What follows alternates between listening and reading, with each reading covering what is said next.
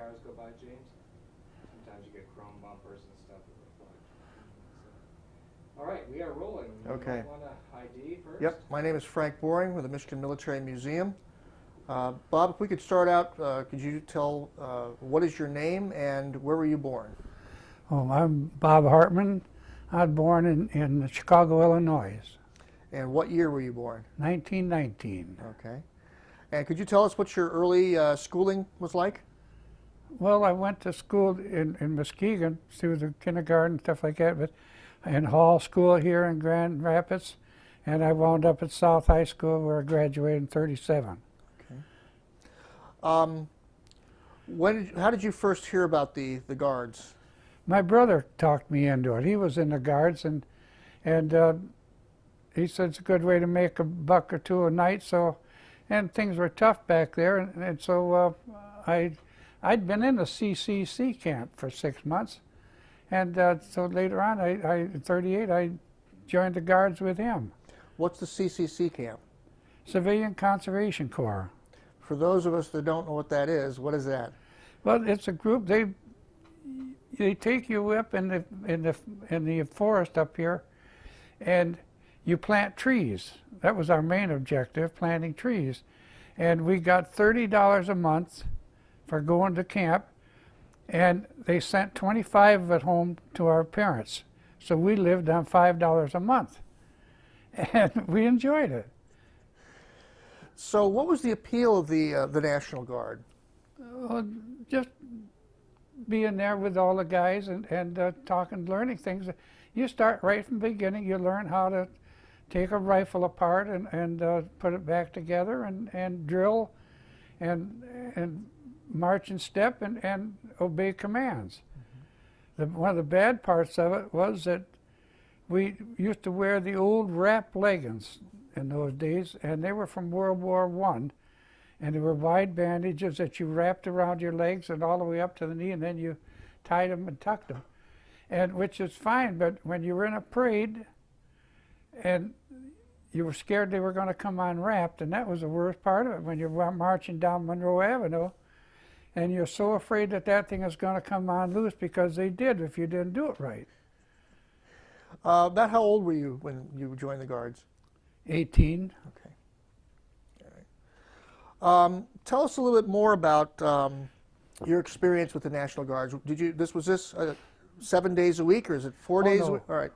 1 weekend a month, but then we would take other times they would call us up and we would report, and we would go on maneuvers like down to Holland, which is 30 miles away, or Muskegon, and we would interact with the troops from down there and be gone for the weekend. And we enjoyed it because that meant extra money for every days you were gone. Mm-hmm. Mm-hmm. Was there a sense of danger going on in Europe and whatnot? Do you have any feeling of the war coming on? Not that we really thought much about it. Being at that age, you didn't think much about it. And we didn't read the paper. We didn't get the coverage, like they do now. We had radios, of course, but most people, you read the paper. What was the training itself like? I mean, you mentioned the leggings of World War I. Was this more of the training for World War I type tactics? Yes.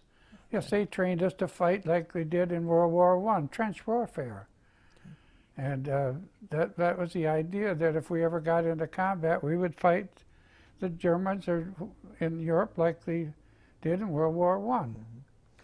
Now, when did things change for you in terms of the actual war is starting, and what was your reaction to that? Well, when they started things in Germany, and they said we're going to go away, and we had our choice. We could either go away and they were going to draft everybody for a year. And they told us that you want to go right now and get your year in, you can go for a year and come back and evade the draft this way. So most of us just said, we'll go now. And in fact, I planned on getting married. So then I said to my wife-to-be, well, I'll go and put my year in now, and then after I come back, we can get married. And she said, okay, so I went away for the year, we thought. It was 5 years later we came back. Let me ask you about at this point, were you formed into companies yet? Yes, oh Okay. yes. We were all in companies. Could you tell, before you were talking about the individual companies and where they came from? That was wonderful. I wonder if you could go through that again. Well, sure, in the 126, we had 3 battalions, and A, B, C, and D were the 1st battalion. E, F, G, H was 2nd battalion, and the milk battalion was MLK and let's see, MILK. And A company was from Coldwater, B company was from Adrian, C company from Kalamazoo, D company from Holland, E company was Big Rapids, G company was Muskegon, F company was Grand Haven, H company was Ionia, then M, I, L, and K were from Grand Rapids, plus service company, and the band and the medics were all from Grand Rapids. Now, what company were you with? I was with service company to start with. And what was the service company?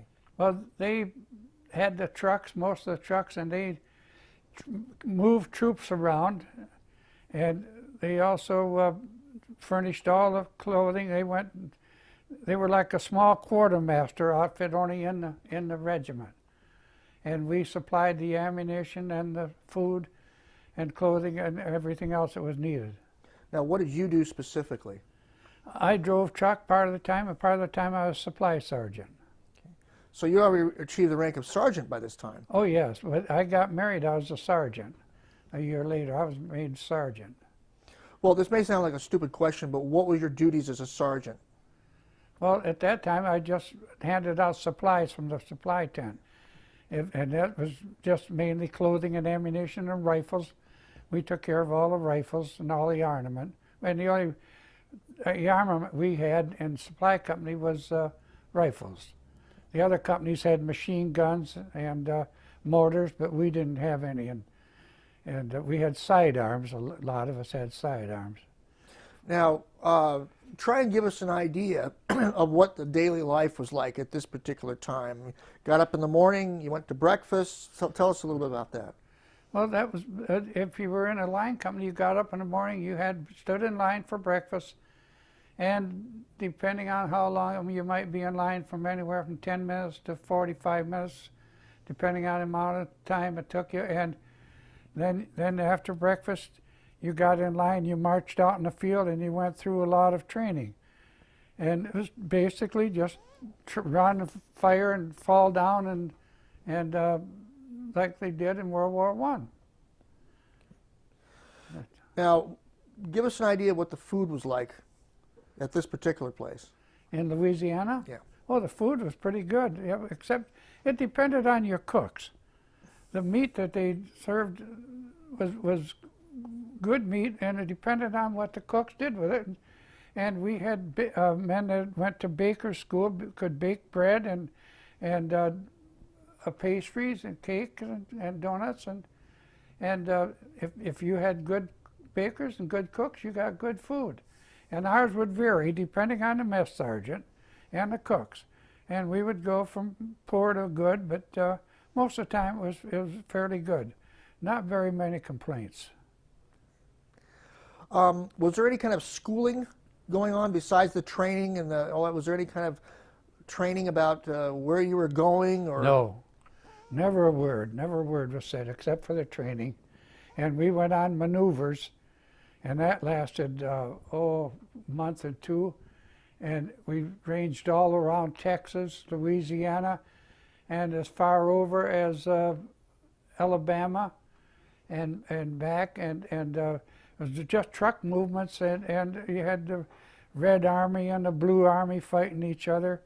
And out of this came a lot of good officers that went to Europe, like Patton was in the maneuvers, Bradley was in the maneuvers, Eisenhower was part of the maneuvers, and I can't think of all of them, but they were all, it helped these officers. Plus, we had a lot of officers from World War I. And we had, like, our company commander at that time was Captain Henry D. McNaughton, who was the principal at Ottawa High School here. Our chaplain happened to be Reverend Dorr, who was the principal at South High School when I went there. So, I mean, and we had Colonel Howe, who was a teacher over at Union High School. And we had a lot of other men that were involved in the city of Grand Rapids that went with the Guards. Just so people have a better understanding of the guys that you were with, were some of these people you knew, or at least you knew their families? No, I didn't know anybody, any families. I had a friend, I met his family, but I knew his family, and I met Clayton. His name was Clayton Van Amberg. When he was drafted, see, our first draftees came in April, and we were there in October, and our first bunch of draftees happened to come from Grand Rapids area. And so we were lucky there because a lot of the guys met their friends, and then I was told that Clayton was going to be in the draft, and so I went over and saw him, and then I got him transferred to my company. And so we became buddies. Now, when did things change for you then in terms of the training and all that? Now you got the word that you're going to go to war. Right. Well, that was December 7th, really, of Pearl Harbor Day. And Clayton and I were up in Jackson, Mississippi. We had got, they used to come by and give us free tickets to go different places. And so we got some tickets to go up to, and a friend of mine who had another friend had a car, so three of us went up to Jackson, Mississippi, which was 100 miles away. And we saw Jackson, or the Old Miss play, and football, and then we came out of there, and later we found out that they had bombed Pearl Harbor, and for everybody to get back to camp as soon as they could. What was your reaction? Well, same as everybody else. Oh, we're in for it now. Yeah. So we headed back to camp, and then they just scattered us around. Like a lot of the troops were put guarding various bridges and water supplies and things like that, and we stayed there for a few months, and then they shipped us up to Camp Fort Devens, Massachusetts. Now, what happened? What happened there in Fort Devens, Massachusetts? Well, we were there for about a month, and then they turned around and put us all on a plane, or a train rather, and sent us back to Frisco. And this was a fiasco because we landed in Frisco and they had no place to bunk us. So they had the Cow Palace, which is a arena where they have rodeos. And it's all dirt floor and the seats all around, and it's all cement. And they said, you're going to stay here for a while. So the troops that were lucky got set down on the floor. Some were out in the aisles around there, where the refreshment stands used to be. And our company was told we're taking the seats. And they gave us folding cots, and they said, spread them across these seats. Now, if you've ever been in a place where you've sat down in these folding seats and tried to put an army cot across there, it's just impossible. So we tried it, it was just ridiculous because the handles stick up, there was no place for the legs. So we wound up sitting up in the seats for about 10 days that we were there. Give us an idea of the number of people that were at this Cow Palace. Probably 5,000. Okay. That was our regimental strength, roughly. So this is a lot of people Right. in a cow palace, basically. Right. Well, some of them were in the dog track, which was next door. They only housed probably about 300-400 people. I don't know what the dog track was, or just a building where they raced dogs, I guess. Well, what was the scuttlebutt going around during this time? I mean, you're anticipating getting into war, but what were you guys talking about? Not much that we could talk about. We were just waiting our time and wondering where we were going to go. We knew we weren't going over to England like they planned, and we had no idea. We'd never heard of Australia, and much less New Guinea. And so then they took us over to Angel Island, which is a embarkation point, and then we were loaded on the Lurline there. So what were you told before you got onto the Lurline? I mean, did you know where you were going? No, we had no idea. They told us part of the time over there, and I think it was quite a ways out before we ever found out we were going to Australia. All right, so let's talk about getting on the Lurline. Describe what the Lurline was. Well, the Lurline was a luxury liner like they have today, only it was not as high class. The cabins were small, and they had 2 bunks in them, and they had a small bathroom and a sink, and that was about it. And I was lucky, my company, we were put up in the ballroom, and they were making the ballroom into a first aid room to bring back wounded. So they had double bunks, which were nice hospital type bunks, only they were stacked too high. We had the huge windows that you could look out during the day, and the floor was magnificent. It was the dance floor that we were sitting on, and it was nice during the day, but at night they had the windows all painted, and you had to pull it up. You couldn't see anything out. The only thing is that most of us were seasick. That I got on board, and by the time we had gone under the Golden Gate, I was seasick. And I was seasick almost all the trip over. And the only thing I could keep down was bread and coffee. And they steamed their food in this place, and just the smell of steamed food made me sick. But I wasn't alone, and my CO, Al Miedendorf, said, "It's just in your mind. You guys are just think you're seasick." But 2 days later, he was leaning over the rail like the rest of us. So we had no problem there. I was understanding that a buddy of yours decided that he thought he had a cure for this called lemon drops. Oh, yeah, so Ed Zudzik thought lemon drops. And the purser, I think, was making money off of selling lemon drops because they were making a good deal. They'd sell you a jar of lemon drops for $1.50. And I got down 4 or 5 of them, and I just got sick of lemon drops. And I'm heaving up lemon drops instead of everything else. But Ed Zudzik swore by them, so they helped him, so there must be something in the lemon drops. But they had no Dramamine. They had no Dramamine in those days. In fact, we had very little supplies like they have now. Yeah. So we were not too lucky there.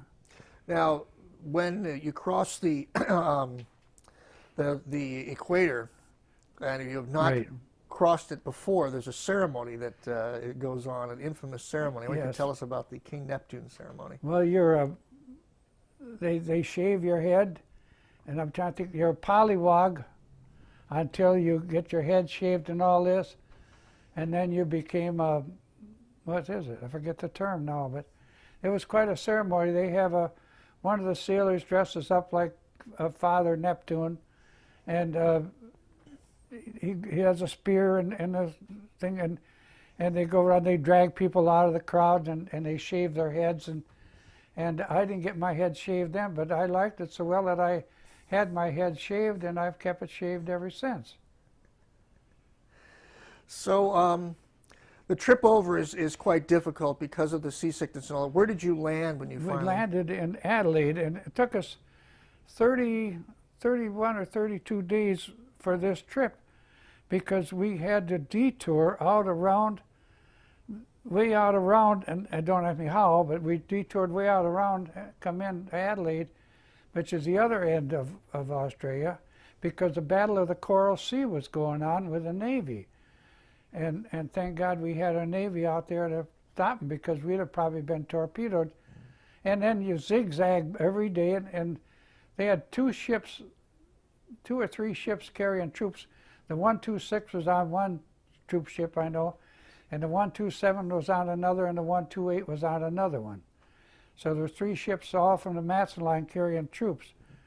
And later on, they took these same ships, I guess, and practically dismantled them and put on these standby things where you slept 5, 6 deep, one on top of the other. But we were lucky there. Coming back, because troops slept like that. But I came back in a hospital ship. We'll get into that later. When you arrived in Australia, did you have any interaction with the Australians? Well, not too much. We landed, we were dressed up in our full wool uniforms. We had these old army coats that hung down to your ankles. We had army wools on. We had winter underwear even that they had issued us in Massachusetts because we planned on going over to England. And it was going to be cold over there, and we got to Adelaide, and it was like 85 or 90 degrees in Adelaide because you're close to the equator. But it took us a few days before we could get the regular type of uniforms. But we liked the Aussies. The Aussies were real good fighters, and they were good friends to us. Now, is this the group that came from Tobruk? Yeah, they called them the Rats of Tobruk. They fought in Africa, and for a couple of years, they'd been fighting the Germans, and they stopped Rommel. And they were practically wiped out, and they came back to Australia, and they reorganized, and then they were sent up to New Guinea, and they were up to New Guinea ahead of us. We were not the first troops in New Guinea. The Aussies were there, and they went over the Owen Stanleys ahead of us. And they also helped, we used them as guides over the Owen Stanley.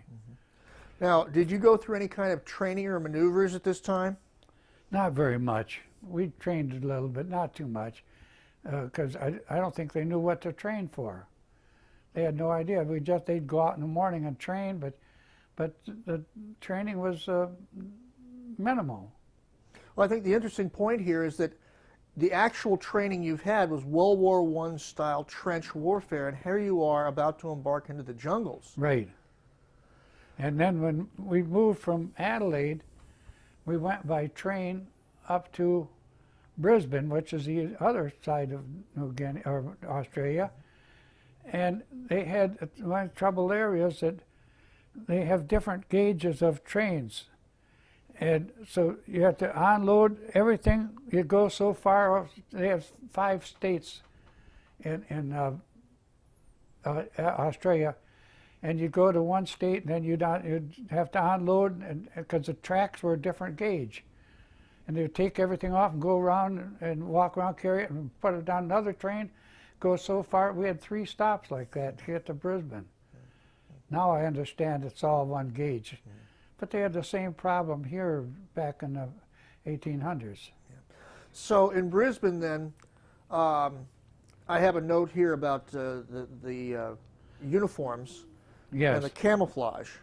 What kind of camouflage did you have, or what did you do? Well, we had no camouflage. We were just old green fatigues. And they didn't want us wearing just khakis, of course. We wore our green fatigues. And somebody came up with a bright idea. This came down from headquarters. They brought down some paint. And what kind of paint it was, I don't know, but they made us stand in line with our fatigues on, and they took brushes and they dipped them into the red, and they'd splash some here and they'd splash it around. Green, blue, yellow. This was supposed to make us camouflage. The only thing is that if you get paint on your cloth, it just stiffens. And then later on, when you sweat, the paint goes through and winds up on your skin and itches and it drives you crazy. So there was 1 or 2 companies that did that, and my company was one of the ones that had to go through this painting thing. We finally dumped all these old things and went back to wearing our old green fatigues in the jungle. So you're now in Australia. You still don't know really where you're going. No. When was the turning point? When did you start to get into battle? Well, when they took us up to Port Moresby, and we landed at Port Moresby, which was just a couple of shacks, and one of them was a hotel, and the other was, I had a bar. The hotel had a bar in it, and the other was a small grocery store. There's, I think, 3 buildings there. Now they've got motels and 10 stories high and everything else. Well, let's get an idea of the numbers here. This is still the entire regiment is arriving here? It's 5,000 plus? Yes, it's the entire division. The 127 and the 128 came up behind us. We were the spearhead of the spearhead. They picked the 32nd. See, there was 3 outfits that were picked to go: 37th, 41st, and the 37th. Three divisions, and they made the 32nd the spearhead of the 3. And then they came along and said, well, we'll pick the 126 to be the spearhead of the division. And then they came along and they said, we'll pick 2nd Battalion to be the spearhead of the battalion. And then they came along and they said, we'll pick E Company to be the spearhead of the battalion, and wound up like that. So we were the spearhead of the spearhead of the spearhead. Now, we had talked before about your being a sergeant and involved with trucks and all. What was your rank at this point, and what were your responsibilities? Platoon sergeant, which was a staff sergeant in those days, and then they elevated it to tech sergeant. Staff sergeant had 1 stripe underneath, and platoon sergeant had 2. So you have a lieutenant above you. Yes, well, a captain above that. Half time. But let's get back to you then. What were your specific responsibilities? Make sure my platoon did everything right, and I looked after them like you would anybody that you're in charge of. And you're in command of the platoon, and the lieutenant gives you the orders, and I had buck sergeants underneath me, and they each had a squad, and I had 4 squads. When we were full strength, we wound up with my platoon at one time was a total of 20 men, and 3 of them were sergeants, so 20 men. You know, my buddy that was killed was a sergeant at that time, and he was a squad leader. But we had no squads really. We were just fighting men. Well, we'll get to that as well. I'm trying to get an understanding of what the actual structure was before you actually went into battle. So you arrived at this small little area, as you say it, with a building and a couple of shacks and all that. Right. But I'm just trying to get a vision in my own mind of 5,000 plus men arriving at this. I mean, how did you actually get to the beach? That was the beach. Right, but how did you actually get there? Oh, E Company flew. They were the first company to ever fly into combat. And of any company during World War II, they never heard of it, but they needed somebody there in a hurry, so they flew us up to Port Moresby, and from then we moved over to, we called it Kalamazoo because we couldn't pronounce the name. So that was our base camp going over the Owen Stanleys, was Kalamazoo. And at that time, the tune that was popular was Kalamazoo. I've got a gal in Kalamazoo. And so that's where they picked it. And another reason they picked it was, see, we picked all code names for passwords with the letter L in them, because the Japanese could not pronounce L's. So I don't think it did us any good, but we used the word Roosevelt more than we did any other word for a password. Now that you've arrived, this whole group of people on this beach, right. Where did you go?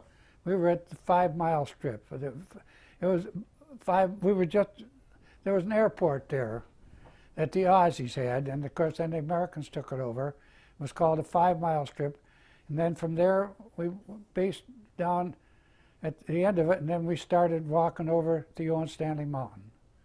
So you're literally getting off an airplane, yeah, and starting a march. Yep, that's about it. So tell us about the walk of the Owen Stanley. Well, it was a nightmare. It's like climbing up a steep mountain with just a trail that was probably made by the natives for years, over the thousands of years that the natives were there.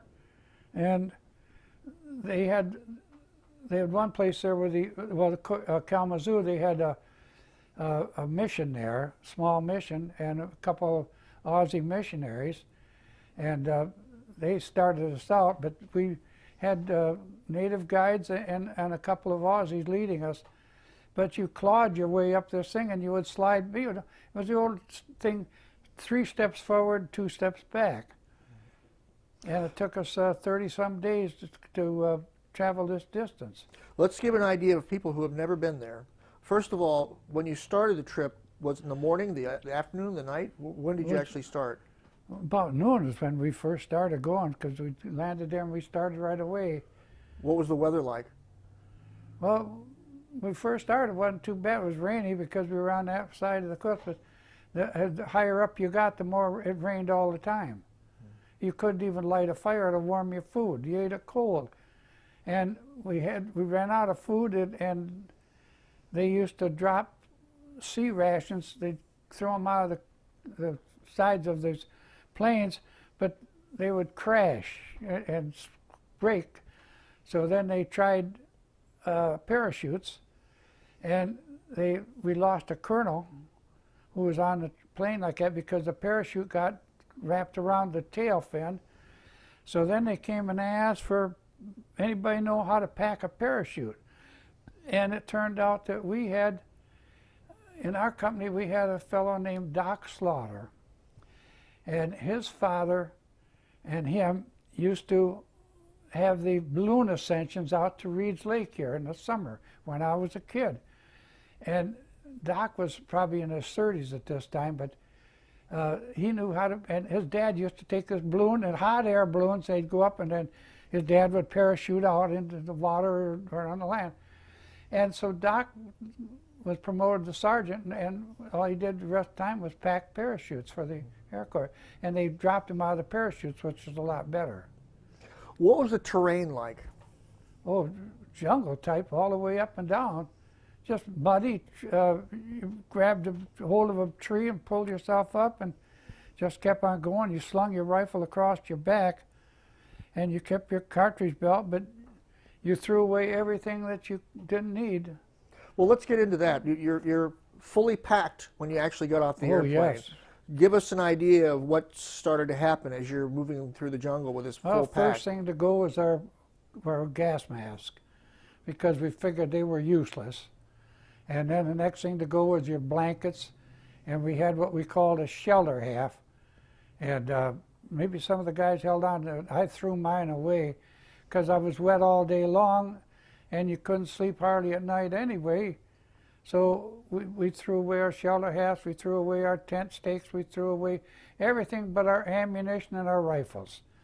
And even threw away, they used to give us big machetes, and those were cumbersome. So I threw mine away, and I kept my bayonet, and I sharpened that in case I wanted to cut my way through and cut something. I could use my bayonet, and that's all I used my bayonet for. I don't think I ever put it on my rifle like they were taught back in the States, and put it on your rifle and charged forward with the bayonet. And we used to go through bayonet drill, stabbing things, and that we didn't use them for that. We're still looking at thousands of men Right. going through this. Right. Try to give us an idea of could you see the people around you? See the guys ahead of you and behind you.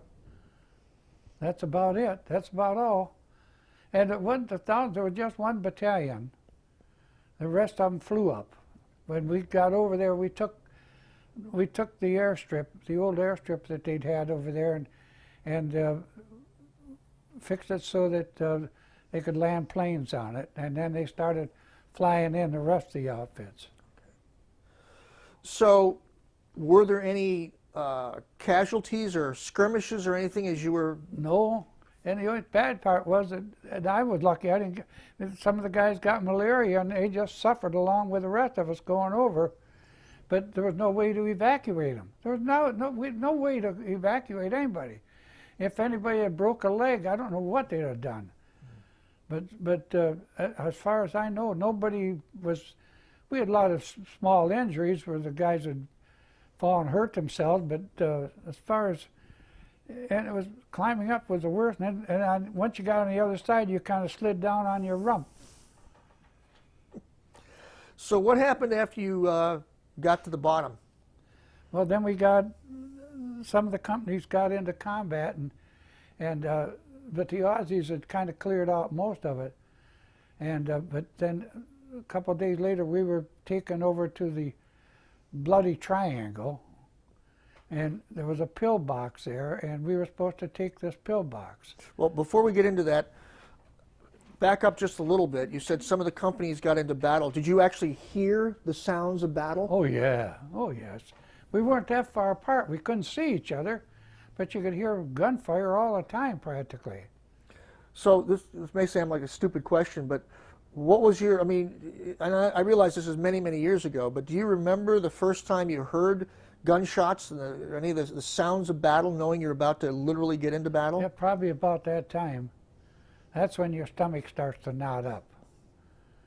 And if anybody thinks they weren't scared, they're crazy. We were all scared, but the way I looked at it, I was scared just as well as anybody else. And most of us were, but most of us, we hid it. We acted like, well, you know, what the heck, this is nothing, you know, because we had to, especially being in a position of a platoon sergeant, I had to let my men know that I was their leader and I wasn't scared. And if they only knew how scared I was, we'd have all ran, you know. But you just hide it and you act like this is everyday thing, you know, and you cuss and things go on as normal. So as you're approaching the battle, the thing that I really think it's important for people to realize is that this is dense jungle. Oh, you can't see 20, 30 feet ahead of you. There's times when you could see, there would be patches of kunai grass or that, where you could see across them, but you never knew what was on the other side of that. See, that was what we found at the triangle. That there was a kunai patch there, and right in front of it, the other end of it, was this pillbox, and we're trying to take it. Well, let's for people who don't know, what's kunai grass? It's a grass that grows anywhere from 2 foot to 12 foot high. It's sharp as a razor. And if you don't watch yourself, you can cut yourself and it'll bleed. I mean, it can make you bleed. And sometimes if you went through there fast, you come out of there with cuts all over your hands and face. And they always show, most of the time they show pictures of these men in the jungle without, bare to the waist, and it's just the opposite. We covered ourselves up for this simple reason, that we kept the bugs and everything off us, and it was warmer even with a wet thing on than it was with nothing. Mm-hmm. But we go through this kunai grass, we would have scars all over our body from it. So you're now approaching this pillbox. Now, you were told to take the pillbox, or you just come upon it? Oh, I was told to take it. The sergeant, pillbox out there, go get it. So I went out there with my men, and I'm leading them, and I come across, they pointed in a general direction, and I come across a path that was cut. It was cut like way down low. And I said, why am I going through this tall grass? Now I can see where I'm going. So I start crawling down this path that had been cut, like it mowed.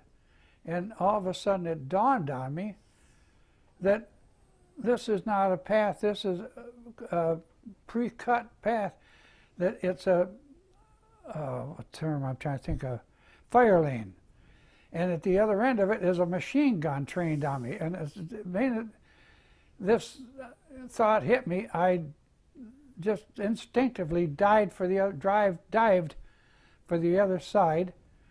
And as I did, they cut loose with their machine gun, and I got hit in the arm, but they clipped my bandolier, knocked that off, and luckily I had my rifle like that, and they hit the stock of the rifle. That might have been dangerous, but I got to the other side, and I knew I was hit, and I'm laying on my arm. And all I could think of, how bad am I hit? I knew I was hit. And it turned out it was just a minor flesh wound. I've still got it right there. But it's scary. And you lay there, you're scared to look.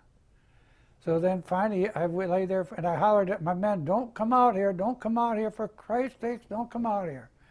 So then I waited there a while, and finally I just made a mad dash across, and I got across before they could fire again. So then we went up through the tall grass, but it got so bad we had to pull back. We lost a couple men there. From the machine gun fire? Yeah, for the machine gun. So we pulled back then. What happens to the guys that get shot in a situation like We that? dragged them back, and then the burial unit took over. Now, this group that you were leading were approximately how many men? Started out with about 30. I mean, at the pillbox, there was Yeah. 30, okay, 30 guys. All right. Yeah, I had no lieutenant at that time either. Why not?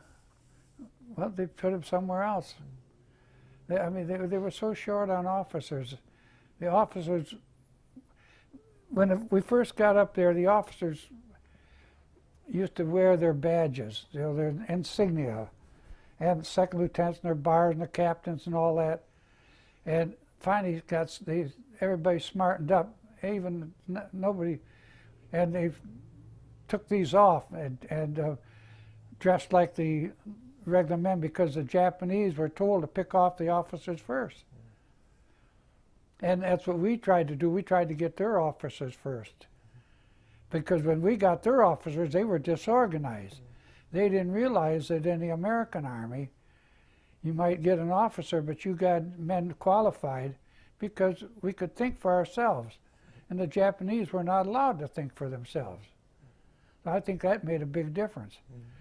Plus our firepower was greater than theirs. We only had the M1 rifle, which fired 8 rounds at a time, or one shot at a time. And they had, well, we trained with the old .3, where you pulled a bolt back and slammed it in, then fired again, then pulled the bolt back, and which was a fine rifle for target practice, but it's no good in combat because it's too slow. So just before we got to Australia, they issued us the M1s, which were one clip held 8 shots, and you could pull off 8 shots without doing anything, and then the clip would fly out, you throw another one in, and you were all set. And the M1 never jammed either. That was a good one. Ed Zudzig, my friend, carried a Tommy gun, and we wouldn't carry one because they jammed. And Ed said that one time his jammed when he needed it bad, because they were the old Tommy guns that the G-men used to carry, that type of thing. That's what we had. And they weren't too good for jungle warfare. We're talking not just hours, we're talking days that Right. this is going on. Oh, 3 months. Right, but give us an idea of, it wasn't constant battle every single moment. There were moments you could sit down to eat. What were you eating? Well, sea rations, which were just beans, 1 can of beans, 1 can of hash, 1 can of stew, and another small can that held 3 or 4 little hardtack cookies, plus a little can of instant coffee. And it wasn't as good as the instant coffee today, but it was then pieces of sugar and a couple of pieces of candy. But we've got to the point where we're living on 1 can of sea ration a day, which is like 4 ounces. But we couldn't carry more. We didn't want to carry more. When you dived, we were out on patrol or something, or going along, and all of a sudden they cut loose, you want to hit the ground. You don't want anything between you and the ground. And in fact, there was times when you didn't even want to carry a pack of cigarettes there because it kept you away from the ground. I mean, that might sound silly, but not when you got bullets flying at you. So there were several skirmishes throughout this period of time. Oh, yes. We were combat all the time. We could go back maybe a day, and one guy would go back, and this is another thing we did. I did it a couple times myself. We would pick one guy and take his helmet. we'd go back and we'd get some canned heat, which was hard to get. Otherwise, if we could build a fire with something, we would.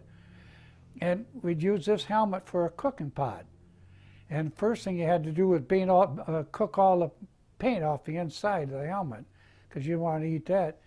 And then we would throw in a handful of rice and a can of beans and mix them up, and 4 or 5 guys would share it. And one time I went back and I was going to really do something good. I took a can of beans, I got from one guy, and a can of stew from the other, and a can of hash from the other, and I threw in 2 handfuls of rice, and it's all over the place, but it was a mixture of all these things with the rice, and we ate it. And anybody ever told me the day I'd eat that, I'd tell them they were crazy. But when you're hungry, you eat what you get. Where do you get water? Oh, out of the streams, out of the rivers, out of anything.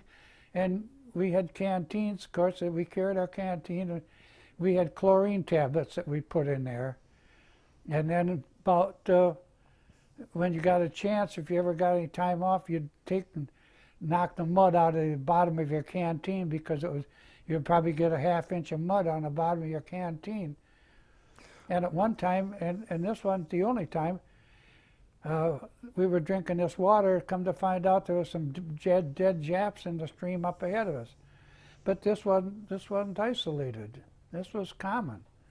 But we drank any water we could. We had no water was carried in. You drank the water that was there, and most of the time it was pretty good, you know. But you got to hate the taste of the chlorine in it, but you weren't going to take any chances and not. Now, what about change of clothes, socks, boots? You took it down to the local laundromat. And We stayed with the same clothes all the time, and we didn't bathe, we didn't shave. I didn't shave for over almost 3 months. Everybody grew a beard because the beard kept the mosquitoes net off your face, and that tried to help with malaria, because I didn't get malaria till almost towards the end of the campaign. Let's go into that. In addition to the danger of fighting the Japanese and the danger of just getting through the jungle and all the infections and diseases and all that, tell us about the effect of malaria and dysentery on your group. Well, dysentery you just put up with, but malaria, at first they were sending them home with 98 or 99 or 100 fever, and then it got up to 102, and they were sending them back to Australia. And some of the guys, that's where we got our worst casualties from, was from malaria. And I got up to 103, and by that time they just took me back to the first aid tent, or it's a canopy, and laid me down, and gave me 25 grams of quinine. And I took that, and I had practically delirious because of the quinine and the fever, and I lay there for 24 hours, and the fever broke, and I went back to the line. But we all did this that were left, because they couldn't afford to send us back. If they'd have sent everybody back, we'd have been overrun and been annihilated. Like we were told, in fact, General Harding, who was our first general, wanted to pull the 32nd Division out. And he told MacArthur, these men have gone through too much to stay here. MacArthur pulled Harding back off the line, and he sent up Robert L. Eichelberger, who was a 3-star general. And he told Eichelberger, and I found this out later because I was at the hearing, Eichelberger was told either keep going or don't come back. And Eichelberger had no choice, but we realized it later, anybody that had any sense realized it later, that if we'd have stopped fighting and waited for reinforcements, that the Japs would have overcome us. But we just kept pushing, and that's the only thing that saved us, because we were outnumbered about 7 to 1. But like I say, our firepower was better than theirs. Now, you didn't know you were outpowered 7-1. We knew we were outpowered. We didn't know what the number was. Oh, okay. We just knew that there was more Japs there than there was of us. What is it like to have malaria in battle? Oh, your ears ring and your eyes water, and you just keep going. It's like having a flu or something. You just keep going, but just worse than a flu. I had recurrent malaria after the war, and for every 30 days, I would come down with malaria, and I had that for about 5 years, and it decreased every year until finally it went away. Now, I've talked to some of your fellow Red Arrows who talked about the heaviness of the rifle. When you're sick like that, the rifle is so heavy. Oh yes, oh yes. But it only weighed 7 or 6 pounds, something like that. I forget what it was now. But it seemed a lot heavier. But still, you hung on to it. That was your bread and butter. You didn't get rid of your rifle, and that's one thing we liked about the M1. You didn't have to clean them very often. You could drop them in the mud, and pick them up, and wipe them off, and they'd still keep on firing. I never heard of a one that didn't stop.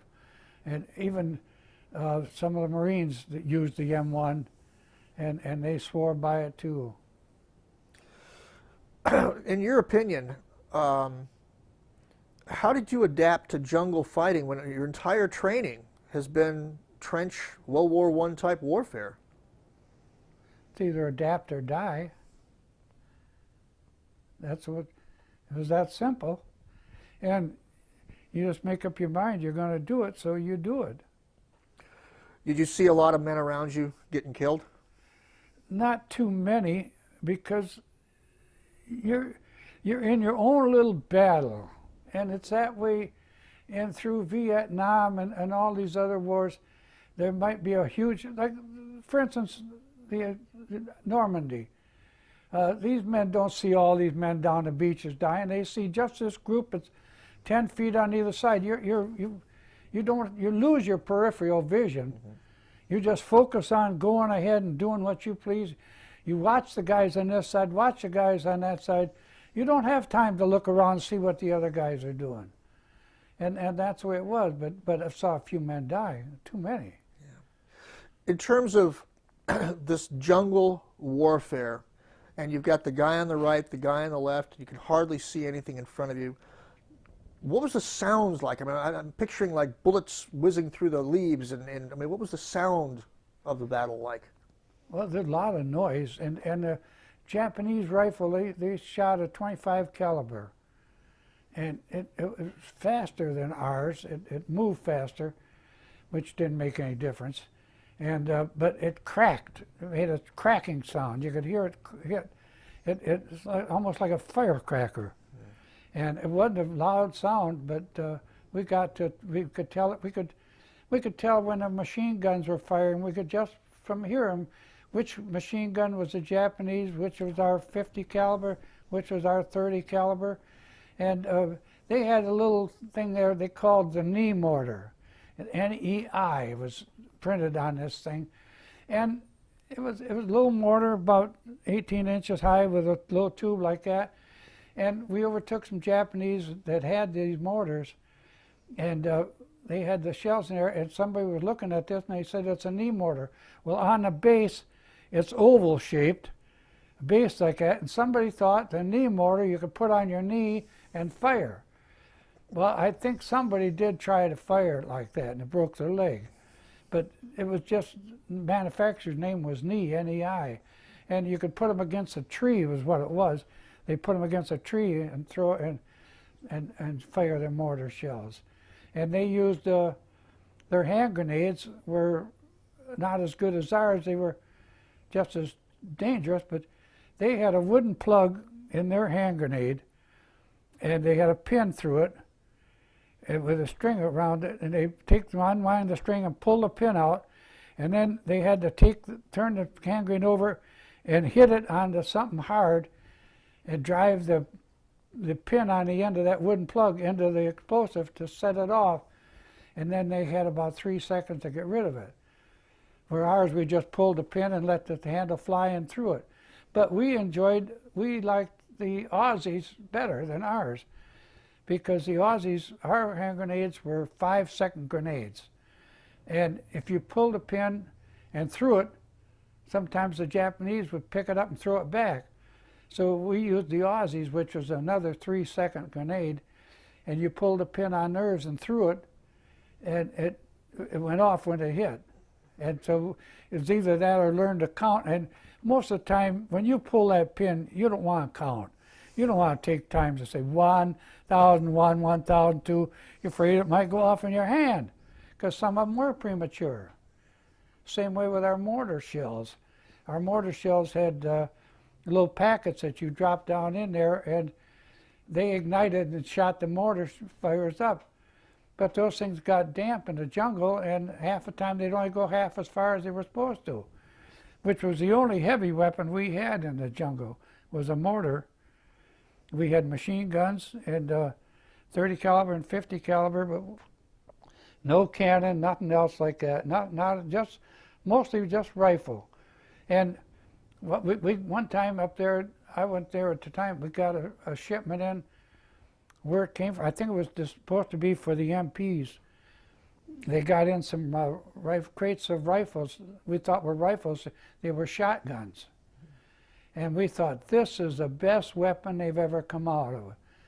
The minute they found out that, they took them right away and took them back, because it was against the Geneva Conference. But can you imagine what a shotgun would have done in the jungle compared? Would have been 10 times better than a rifle. You were injured the first time with superficial wounds, which I Yeah. assume they just kind of patched you up Right. and you just had to heal by yourself. No. What was the next incident? Well, that was when we made a beach landing at Aitape. First, we landed at Saidor, and our beach landings were nothing like Normandy. The Navy came in and shelled the beaches, and the planes came in and dropped bombs on the beaches and that. And it was at points where the Japs had congregated. What the Japs, and they didn't know any more than we did, they were waiting to be picked up by the Japanese Navy. And the Japanese Navy was not around to pick them up, and they weren't going to. As far as Japanese concerned, these were all dead men but these guys, the Japanese, didn't know they were dead till they were left there. They finally surrendered, but so there wasn't too many of them at Saidor. So we landed. There was some skirmishing and some fighting, and a few guys got killed, but mostly Japanese. And we just pushed them right back. And then a month or two later, we landed at Aitape. And I was behind the lines then. I was walking up. And all of a sudden I got hit, and I think it was a sniper, and I'm not sure whether it was a ricochet or what, but it went through my cartridge belt, and it's lucky it didn't set off any of the ammunition in there. Went through my web belt, the cartridge belt, my regular belt, and my clothing, and lodged in my stomach, right in here.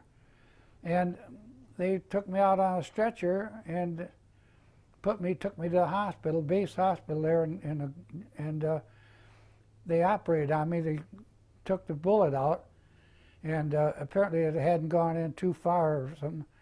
And then they took me back to Australia, and then from there I went back to the United States, and I was in the hospital for various times, various camps.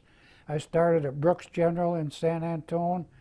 I was in a hospital up in Illinois, and I wound up spending about 6 months down here in Percy Jones, which is here in Battle Creek. Now, when you returned back to the States, your family was informed that you were okay? I mean, Yeah. Okay, so there was no worry that you were dead or anything like No. that. When did you first see your family again? Well, when I got back, when they left me out of, they let me go home, and I was able to go right back home. And then I had to report back to Brooks General. in Well, San what was the Antonio. reaction of your family when you came home? Well, I guess they were good to see me, but we had no brass bands or anything like they have now. The only one that met me at the depot was my mother and father, and my wife and her mother and father. And it was that way with all of us. But we didn't care. We were back. We didn't care. But this was 2.5 years later. Yeah. I think there's a couple more questions I want to have of you. What is the distinction of the Red Arrow compared to any other battle unit? What is the one big distinction? We put in more combat time than almost any other outfit ever in combat. And we went through some of the toughest of the fighting without any experience at all. We were green troops. And I heard a commentator say one time on the radio about well, the troops are green going over there to Iraq. What they need is experienced troops. That's not true. I mean, you're going to fight if it's just to save your own life. You're going to learn and you adapt. And Steve Janicki and I both agree with this, that you're not fighting for your country, you're fighting for yourself, really, what it comes down to. Because if somebody had come up to me halfway through Boona and said, hey, Bob, you can leave here now and go home, I'd have gone home. So would everybody else. But you stay because you have to stay. Nobody's going to say, oh, you go home. And you adapt, I mean, and then we got some time off in Australia. We'd learned to make beach landings in Australia. And then we went back up. We landed at Milne Bay, and then we went over to Goodenough Island.